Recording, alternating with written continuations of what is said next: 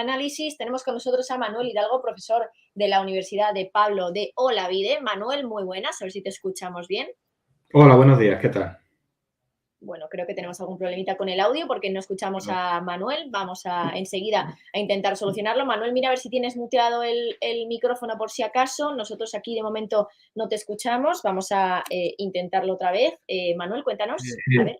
Vale. ¿Se me oye? Ahora ya te escuchamos. Perdóname, creo que era un problema nuestro, Manuel. Bueno, ¿qué te ha parecido el dato? Al final es el dato, bueno, el mismo que teníamos anteriormente, el mismo que el preliminar, se confirma 1,9% de crecimiento interanual y 0,1 en términos trimestrales. ¿Qué te parece? Bueno, es un dato principalmente esperado. La principal razón es que estamos en un momento en donde las economías occidentales, en particular también, por supuesto, la europea y de la cual no se va a escapar tampoco España, es un momento de ralentización del crecimiento económico. Frente a un primer semestre que fue relativamente positivo, con crecimientos intensos, pues tenemos un segundo semestre y particularmente un final de año en donde este crecimiento se ha reducido considerablemente. A pesar de ello, a pesar de esa reducción, que era yo creo que por todos esperada, al menos hemos, como se suele decir, salvado una bola de partido. Es decir, se esperaba que la recesión se iniciara antes de finalizar el año y de momento no se observa esta recesión, salvo que sí es verdad que en algunos países, en particular Alemania, pues sí, según los datos que disponemos a fecha de hoy, pues se observa una contracción del PIB. Pero en términos generales, para la Unión Europea y para la euroárea, parece que de momento la recesión tiene que esperar. Bueno, Manuel, por cierto, entiendo que ayer pudiste echar un vistazo también a las previsiones económicas que publicó la Comisión Europea, unas previsiones optimistas donde directamente en el titular de esas previsiones ya nos venían a decir que no iba a haber recesión, que Europa iba a poder evitar la recesión. Entonces mi pregunta va un poco, bueno, es un poco de cara al futuro, sabemos que no tenemos una bola de cristal, pero bueno, ya vamos teniendo algunos datos adelantados de cómo va la economía europea, así que quiero preguntarte, ¿esperas que podamos tener alguna contracción económica, incluso recesión, si vemos una contracción económica en 2 trimestres consecutivos en la eurozona? Sí, a ver, no se puede descartar, obviamente. Lo que es cierto es que las previsiones están mejorando poquito a poquito, es decir, nada de revisiones sustanciales. La Comisión Europea, pues lo que ha hecho es revisar en alguna décima el crecimiento esperado para 2023, pero tenemos que recordar que durante el otoño del año pasado lo que hacíamos era hacer lo contrario. Sin embargo, sí es verdad que, vamos a decirlo así, con la información que tenemos disponible a día de hoy, sería extraño que pudiéramos experimentar una recesión antes de que llegara la primavera. Es decir, una caída en el Producto Interior Bruto del primer trimestre y una del segundo. Pero también es verdad que estamos ahí en el límite. Es decir, que 0,1 de crecimiento, si hubiera salido 2 decimitas menos, estaríamos en el menos 0,1 y estaríamos ya en el primer trimestre de una posible recesión. ¿Esto qué quiere decir? Esto quiere decir que el nivel de incertidumbre es muy elevado y aunque de momento nuestros modelos, nuestras perspectivas y la información que disponemos nos apunta a que no parece que vaya a haber una recesión durante la primera mitad de este año, tampoco podemos descartarla de forma clara. Es decir, si al final hubiera alguna contracción antes de que llegara el verano, tampoco sería una sorpresa mayúscula. Por lo tanto, vamos a estar ahí, como si la pelota decidiera caer de un lado de la red, pero que por muy poquito pudiera hacerlo en el otro. En ese sentido, el comentario y el análisis de la economía tampoco sería muy diferente en un caso que en otro, porque estamos hablando, ya digo, de prácticamente alguna décima de variación frente a lo que estaba previsto.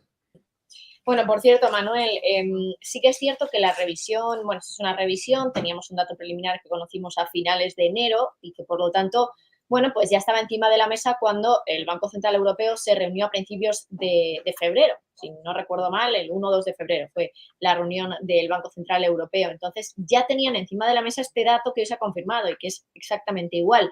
No sé si, por lo tanto, esto puede cambiar algo, la visión del Banco Central Europeo y sus movimientos en los tipos de interés o va a permanecer igual su política monetaria? Yo creo que si la inflación sigue evolucionando como está evolucionando, es decir, con una inflación general cayendo de forma rápida, pero una subyacente que se resiste a hacerlo en el mismo modo, con este dato de crecimiento lo más probable es que el Banco Central Europeo pues mantenga su agenda de subida de tipos y aunque es evidente que todos creemos que no va a seguir en la senda de crecimiento que lo hizo durante la mitad del año pasado, con 75 puntos básicos cada vez que había una reunión, sí es verdad que no descartamos, y de hecho así esperábamos también desde el año pasado, que estas subidas continúen como mínimo hasta llegado el verano.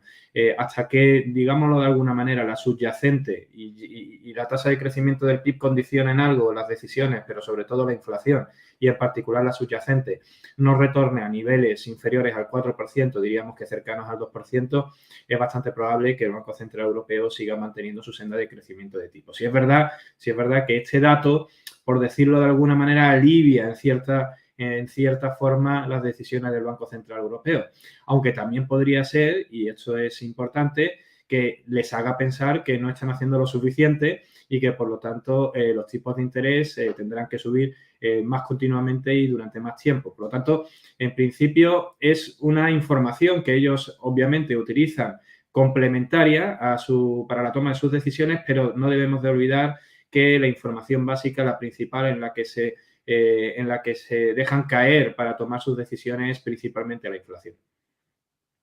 Bueno, Manuel, y ya por último quería preguntarte también por otro dato macro que vamos a conocer esta jornada. No tiene que ver con Europa, sino con Estados Unidos, y entiendo que al final es lo que realmente va a marcar el pulso de los mercados, sobre todo esta semana, ¿no? Es el dato de IPC que conocemos a las 2:30.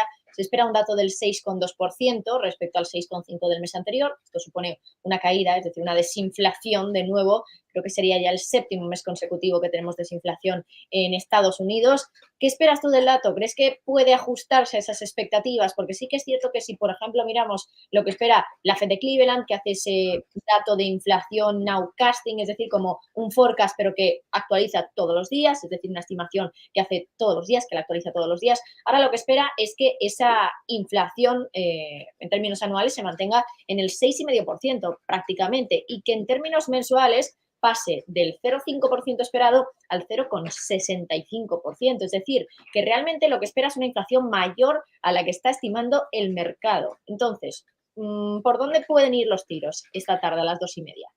Habrá que verlo, la verdad es que eso lo saben sobre todo quienes trabajan a ese nivel de detalle, los niveles de inflación, en este caso de Estados Unidos. Y es verdad que lo que estamos experimentando en los últimos meses es esa desinflación, pero pareciera que estamos llegando a lo que se llamaría un suelo y sobre todo a una mayor complejidad de la inflación, lo cual no creo que sea positivo. ¿Qué quiere decir esto? Si bien hasta septiembre, octubre, noviembre del año pasado, prácticamente la batuta de la inflación la llevaban muy pocos precios, ahora parece que esta inflación está siendo más permeable, es decir, digamos de alguna manera, es más capilar, ha llegado a más bienes como consecuencia posiblemente, no necesariamente de efectos de segunda ronda, en Estados Unidos quizás algo más, pero sí también porque ha habido otros repuntes de otros precios que son importantes, por ejemplo, en el caso de los alimentos a nivel global y en particular en Estados Unidos y sobre todo en España, por decir también otro lugar. Claro, esto es bastante preocupante porque si es verdad y se confirma finalmente que la inflación da una sorpresa positiva en Estados Unidos, aunque sea de solo una décima y aunque sea un repunte del 6,2 a 6,4, 6,5, algo que ya ha pasado también en España y algo que puede estar pasando también en Europa, nos metería de cabeza posiblemente en una mayor probabilidad de un endurecimiento mayor de lo esperado de la política monetaria en los próximos meses. Y yo creo que los mercados, en principio, no se tomarían de forma muy positiva ese dato. Estaremos pendientes a ver qué ocurre y, sobre todo, ver en qué se nos queda esta inflación. Mi opinión es que estos primeros meses de este año los datos de inflación van a ser confusos. A partir de marzo, a partir de abril, el dato de inflación quedará, vamos a decirlo así, desnudo de ese efecto base que supuso el inicio de la guerra, y ahí sabremos exactamente en qué situación nos encontramos y, en consecuencia, qué es lo que nos espera para el resto del año.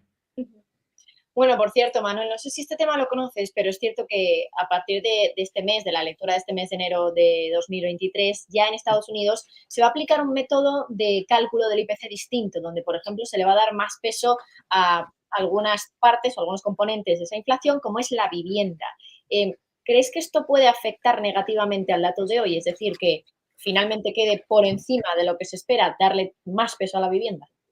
Pues puede que sí, puede que no. Ahora, según tengo entendido, los precios de la vivienda sí se están desinflando, vamos a decirlo así rápidamente, en Estados Unidos.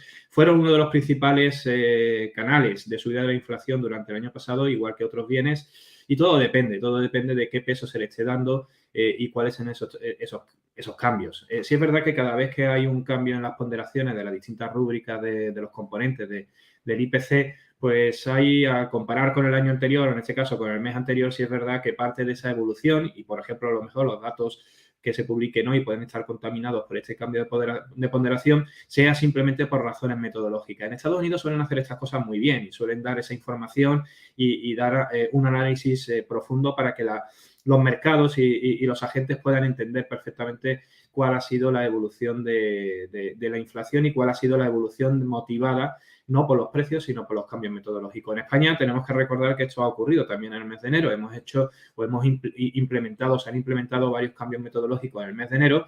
Recordamos, o hay que recordar que también subió la inflación durante el mes de enero y tenemos también que recordar que parte de esa subida de la inflación posiblemente haya sido simple y llanamente un cambio metodológico. Por lo tanto, yo creo que hay que hacer una lectura muy prudente del dato de inflación de enero, en el caso de Estados Unidos, obviamente también como consecuencia de los cambios metodológicos, porque si lo asociamos todo a una evolución de los precios podemos estar errando.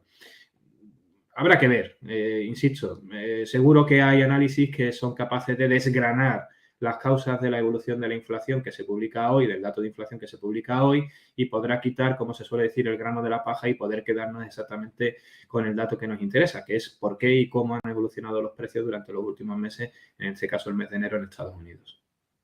Manuel Hidalgo, profesor de la Universidad Pablo de Olavide, muchísimas gracias por estar con nosotros y que pases buen día. A vosotros, gracias. Bueno, también nos acompaña